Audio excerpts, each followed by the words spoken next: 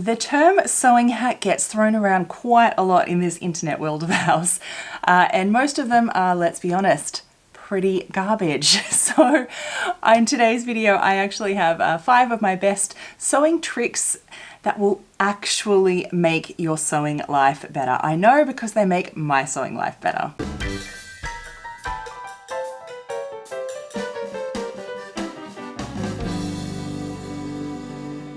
Welcome back, my dear sewing friends. It is always so lovely to see your smiling faces here again. Welcome. If you are actually just watching this for the very first time, extra welcome. My name is Evelyn Wood and I'm the creator of VintageSewingSchool.com. That's my online sewing school. And here on this channel, we talk everything about garment sewing to help you get better at your garment sewing. So if you haven't already, please do check if you're subscribed, because we want to improve your garments around here. That's what we do. Now, as I said, the term sewing hack actually gets thrown around quite a lot. And I have to be clear, this is the small fine print to begin with. I don't actually like the word hack. I used it in the title because, well, it's catchy and you know what I mean.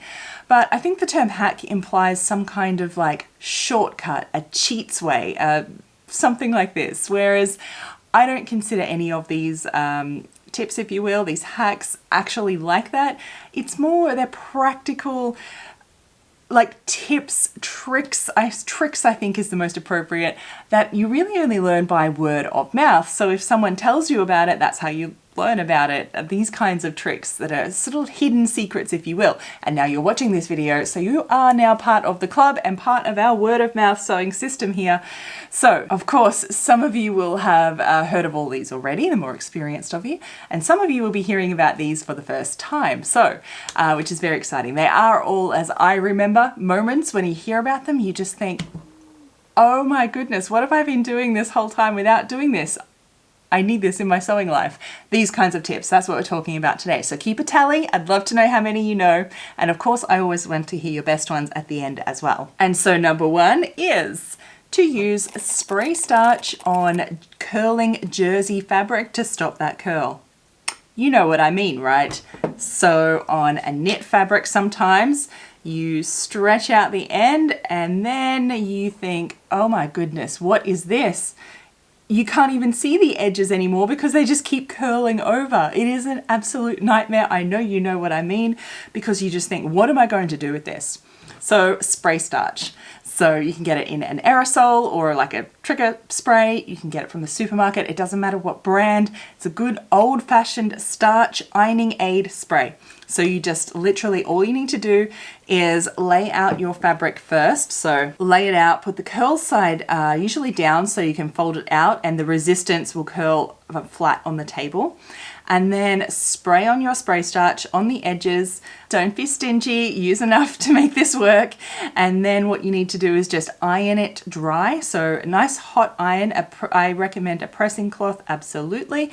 Iron it dry. And then when you pull it out, those edges will be nice and crispy, so to say. They will feel crispy, but they're not going to curl anymore. And it's a double on a knit because it will actually then add stability to that seam and help it stretch less.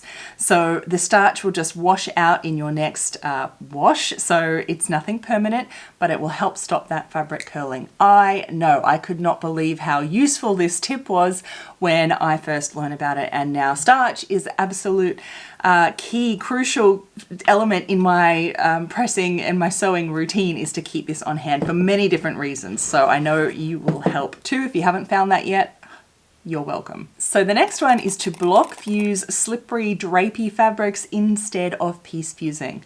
So what does this mean? Well, what we usually do is piece fuse. This is what the patterns tell us to do. So think about your interfacing pieces for facings, etc. It's the usual culprit of what we're doing. And it will tell you to cut a piece of interfacing, a piece of fabric, and then what we do is we, pop those down and we fuse those together like that. That's called piece fusing. But as you know, on drapey, slippery, sheer, even sometimes knits as well, it can be so tricky to try and cut them outright. Then they're never exactly the same, and then trying to like match them up and they never fit right.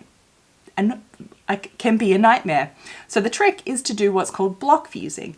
Now this is something that is done mostly in industry because one, obviously it's quicker and faster. They don't care about waste as much, but it definitely has its uses in our home dressmaking, and this is a very good case in point. So block fusing is where instead of doing it by pieces, you would actually get a small block of fabric and your interfacing, and you would fuse that whole block together first, and then you cut out your little pattern piece from that block fused piece. That way you get a perfectly cut facing. It's already fused and stable, nothing slipping and sliding around, and you'll get a really, really accurate, much more nicer experience in cutting out the fusing.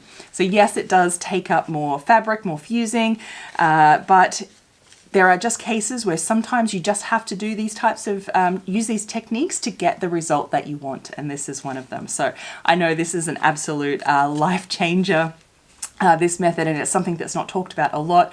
My students in Vintage Sewing School tell me this one all the time. So if you like these kinds of tips and are really into this, I share all of this and more in my online sewing school, vintagesewingschool.com. I invite you to come join me because I really would love the opportunity to help see and help you on your journey to grow your sewing skills to the next level and beyond. There are links down in the description box below. The next sewing hack, if you will, is to use your finished garment measurements, not the body measurements on the packet here. So let's explain this. A lot of you will already know this way of choosing your size, but those of you for the first time, listen closely. So often on the actual pattern pieces itself, it's printed, sometimes on the pattern envelope. And you can, of course, measure yourself, but more on that in a minute. So your body measurements are what they tell you is your body, and the packet envelope will recommend a size according to your body measurements. But the finished garment measurements are what the actual garment measures when it is all made up. And as you know, this is often bigger or sometimes even smaller than your actual body. The difference of this measurement is called what we call ease. And now I've made videos on ease before, and I've made videos on body measurements versus garment measurements. So please, they're all linked down below, so you can go watch those later. If you're just hearing about this for the first time, you want to go listen to those. Watch those. And so you are going to get a far better result. It's about taking control of your sewing and using the finished garment measurements, because then you can decide on how big you want the garment to fit you, how much ease you want. So you definitely want to be going by that. That is definitely a sewing hack that when you first learn this, it just opens up your entire world to choosing sizes. And again, this is something I go into great detail in Vintage Sewing School.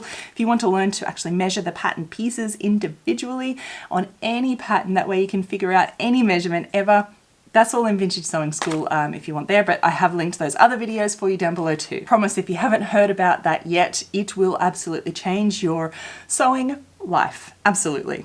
So the next one is a bit of hand sewing. So the trick here is to actually mark your thumb with little individual, measure this out, like actually use a tape measure and mark your thumb with little notches evenly spaced on how big you want your hand sewing stitches to be.